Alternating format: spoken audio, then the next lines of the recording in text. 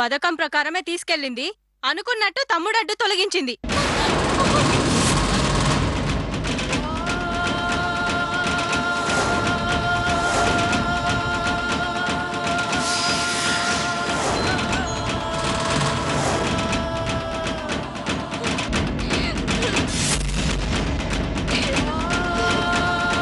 చూడు, ఏడుపు సమాధానం కాదు.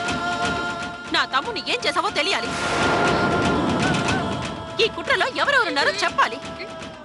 వాళ్ళు బయటికి రావాలి.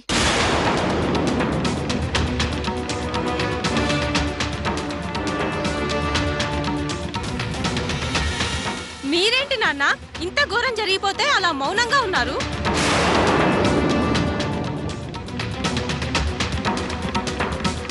ఇంతకు తెగించిన దీన్ని ఏం చేయాలి?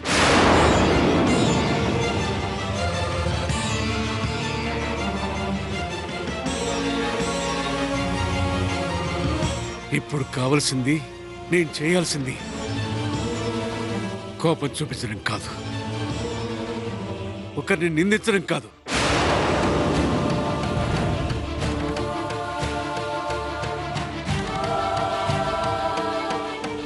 తమ్ముడు ఎక్కడున్నాడో కనిపెట్టడు.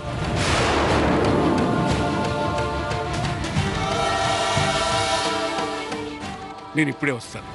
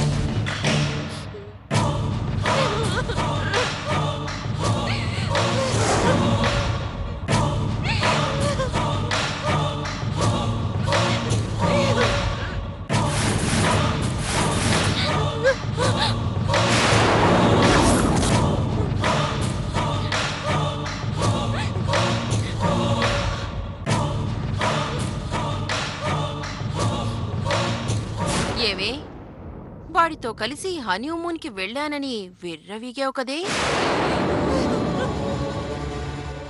చూసావా టైం ఎలా రివర్స్లో వచ్చిందో?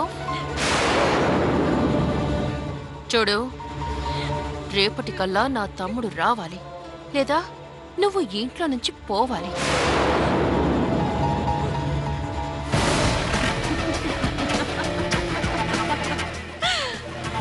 మొదటిది ఎలాగూ జరగదు. రెండవ దానికి సిద్ధంగా ఉండు.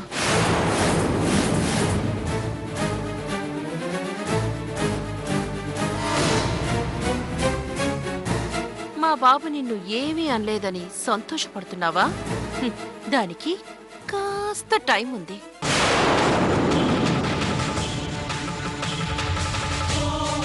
నిన్ను నెత్తినెక్కించుకున్న మామగారి చేతే మెడపెట్టి గెంటిస్తాను.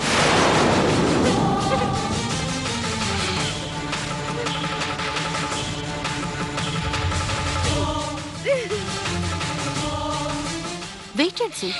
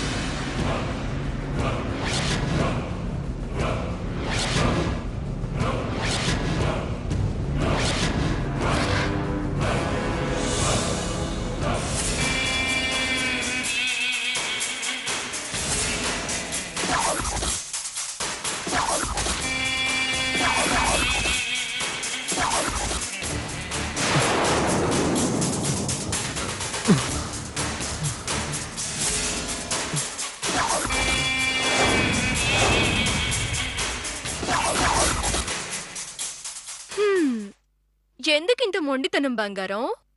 మర్యాదగా నేను చెప్పినట్టు విను. ఏంటి బెదిరిస్తున్నావా? ఉహుం. సంగీతానికి చింతకాయలు రాలవు, కానీ కత్తితో పొడిస్తే మాత్రం రక్తపు చుక్కలు రాల్తాయని చెప్తున్నాను. నువ్వు నన్ను ఏమీ చేయలేవు. యూర్ రైట్, నేను నిన్ను ఏమీ చేయలేను. ఎందుకంటే ఫ్యూచర్లో నీతో కాపురం చేయాలిగా. నీ బాడీలో ఏ పార్ట్ పనిచేయకపోయినా నాకేగా ప్రాబ్లం. అందుకని మర్యాదగా నన్ను పెళ్లి చేసుకో, లేదంటే చచ్చిపో. ప్రాణం పైన నీ కోరిక నెరవేరదు. ఎవరి ప్రాణం? నీ పెళ్ళాం ప్రాణం పోతే నెరవేరుతుందా?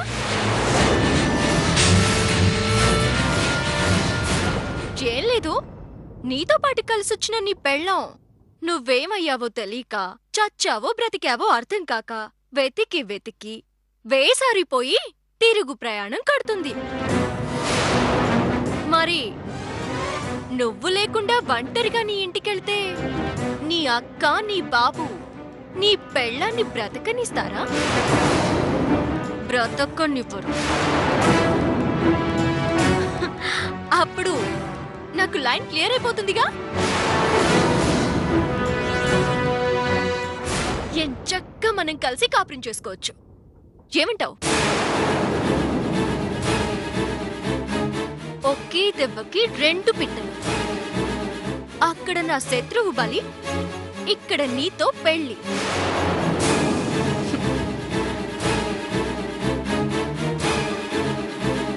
చూడు, ఊరికే మొండి పట్టు పట్టుకు. హాయిగా నన్ను పెళ్లి చేసుకో, నీ జీవితం సుఖంగా ఉంటుంది. లేదంటే అది ఈ ఊర్లోనే సమాధవుతుంది. జాగ్రత్త.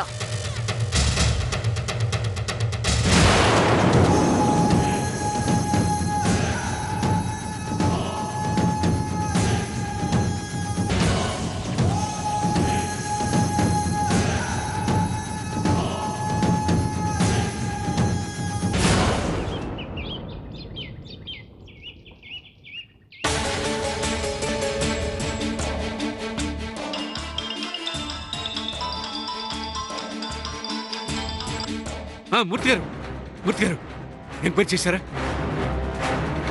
లేదు మూర్తి గారు, ఏదో జరిగింది. అందరికీ ఫోన్ చేశాను. మలేషియా, సింగపూర్లో ఉన్న నా ఫ్రెండ్స్ అందరికీ నేను ఫోన్ చేశాను. వాళ్ళు వెతుకుతున్నారు. ప్లీజ్ ప్లీజ్ సెర్చ్ చేయండి.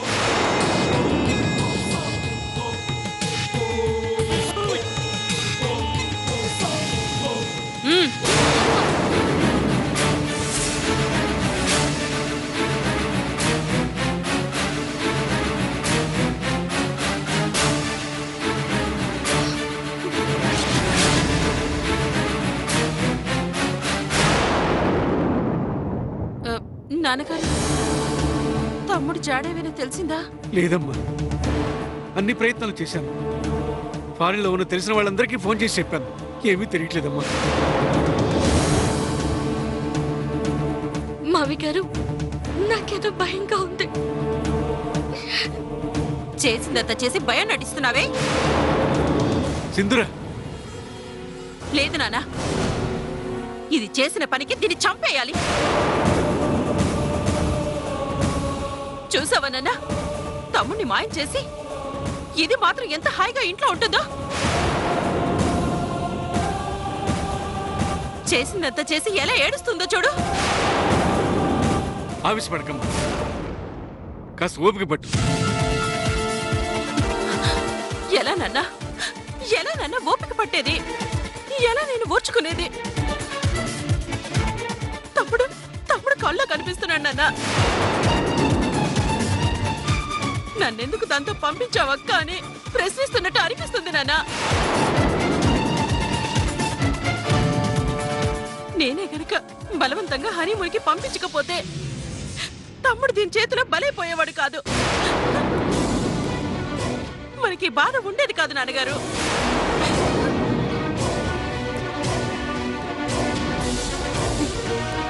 అలా చూస్తావేంటి? చెప్పు.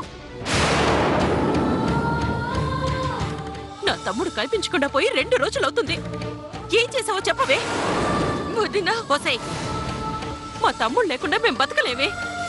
మా నాన్న గుండె ఆగిపోతుంది. దానికి నీదే బాధ్యత. మర్యాదగా నా తమ్ముడిని ఎక్కడికి తీసుకెళ్లావో, ఎవరికి అప్పగించావో చెప్పు. లేకపోతే నన్ను రాక్షసం చూస్తావు. నువ్వు ఇలా చెప్పవే. పోలీసులు పిలిపిస్తే నిజం దానంతట అదే బయటకు వస్తుంది. సింధురా, తొందరపడి ఏ నిర్ణయం తీసుకోవద్దు. పోలీసులు ఇంటికి రప్పించి పరువు వీధిని పెట్టద్దు. కాస్త నిదానంగా ఆలోచిద్దాం. ఇంకా ఏంటి నన్ను ఆలోచించేది? చెట్టంత తమ్ముడే కనిపించకుండా పోయాడు. ఇంక పరుగుంటే ఎంత, పోతే ఎంత? పరువు పోతుందని ప్రాణం తీసిన దీన్ని వదిలిపెడతారా? నేను మాత్రం దీన్ని వదలను నాన్న. తులసి ఇంటి కోడలమ్మా. పోలీసులు వచ్చి తీసుకెళ్తే జరిగే నష్టం అంతా ఇంత కాదు. నలుగురిలో తలెత్తుకోలేమమ్మా.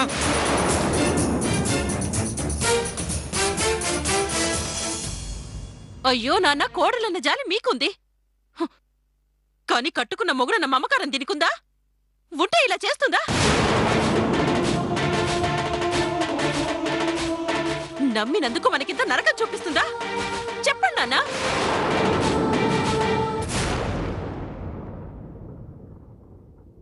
అమ్మా తులసి, నేను ఎలా ప్రాధేయపడాలో తెలియటం లేదు. ఇప్పటికైనా చెప్పమ్మా, నా బిడ్డ ఏమయ్యాడు? నీకు తెలియకుండా వాడు ఎక్కడికి వెళ్తాడు? మామయ్య గారు, ఎలా చెప్పను? మీకు ఎలా చెప్తే నన్ను నమ్ముతారో అర్థం కావట్లేదు.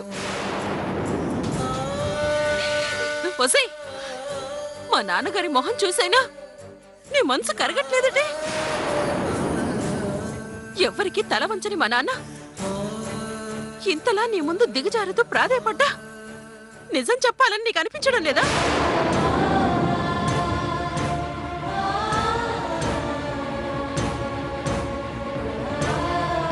ఎందుకే ఇంత కక్ష కట్టావు? నీకేం ద్రోహం చేశావని మమ్మల్ని ఇంతగా క్షోభ పెడుతున్నావు? నాన్న, ఇది ఇంట్లో ఒక్క క్షణం కూడా ఉండకూడదు. బయటికి పంపించండి నాన్న.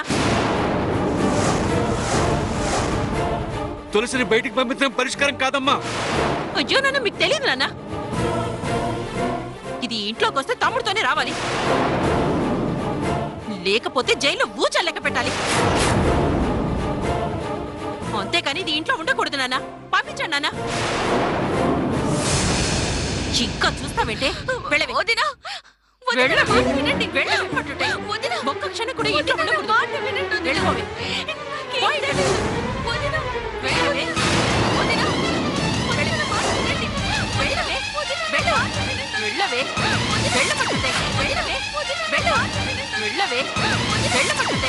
నాకేం తెలీదు. ఒక్క క్షణం కూడా ఇంట్లో ఉండకూడదు. వెళ్ళవే. వెళ్ళవే. తులసి. వెళ్ళవే.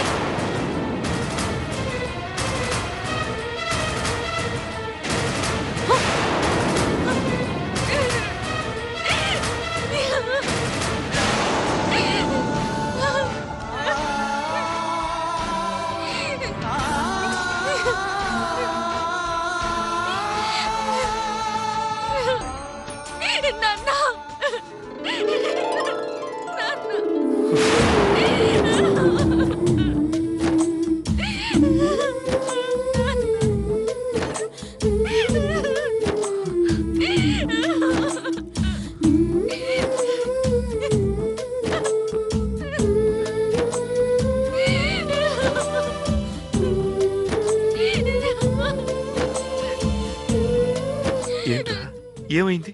ఎందుకు ఏడుస్తున్నావు?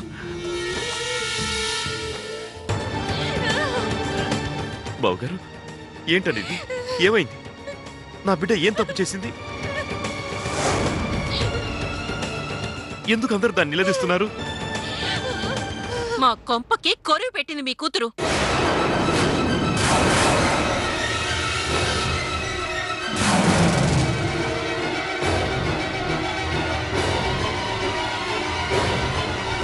ఏమంటున్నారు? ఏమంటున్నామో అర్థం కావట్లేదా? పళ్ళు పొలాలు పట్టుకొని దిగారెందుకో? అల్లుడితో కలిసి హనీమూన్కి వెళ్ళిన నీ కూతురు ఆనందంగా ఊళ్ళో దిగబడిందనేగా?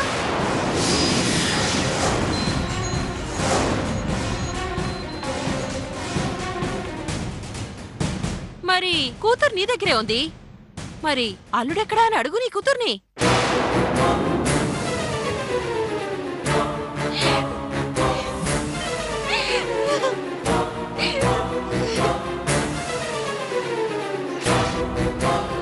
బావగారు, కాశీ లేడా? ఆ సంబంధం తెచ్చేసింది నీ కూతురు.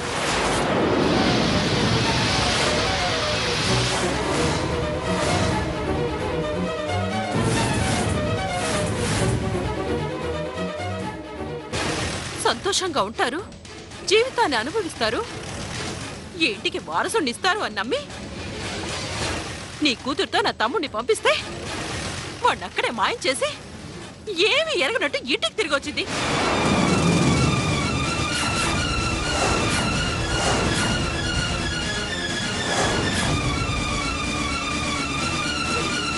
అమ్మ తులసి, ఏంటమ్మా ఇది? చెప్పురా, అసలు కాశీ ఎక్కడికి వెళ్ళాడు? ఏం జరిగింది?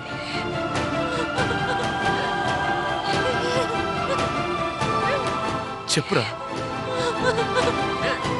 నాన్న, 2 రోజులు మేము కలిసే ఉన్నాం నాన్న. 3వ రోజు టిఫిన్ చేసి అలా వాష్రూమ్కి వెళ్ళారు, మళ్ళీ తిరిగి రాలేదు.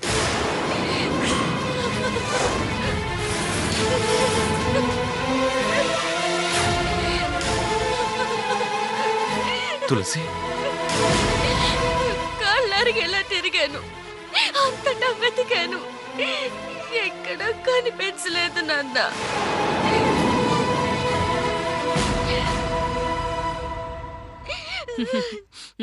విను నీ కూతురు ఏం చెప్తుందో. అదే క్యాసెట్, అదే డైలాగు, కానీ నిజం అది కాదు. నా తమ్ముడికి నీ కూతురుతో ఉండడం ఇష్టం లేదు. వాడి ఆ ఇష్టాన్ని భరించలేక నా తమ్ముడిని నీ కూతురు ఏదో చేసింది.